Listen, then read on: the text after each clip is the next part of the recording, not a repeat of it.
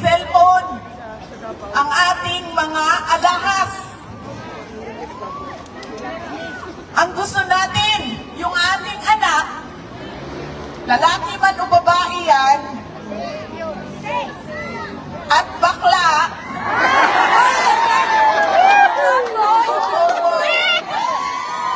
lalaki man o babae o LGBT man yung anak natin, hindi tayo natatakot.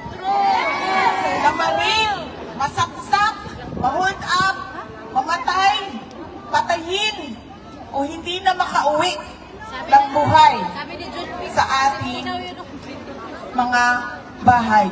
Napakasimple. Ako, gusto ko na ang anak ko lalabas, pupunta ng paaralan, na sigurado ako na walang mangyayari sa kanya. Na ako lalabas, pupunta sa trabaho, na maayos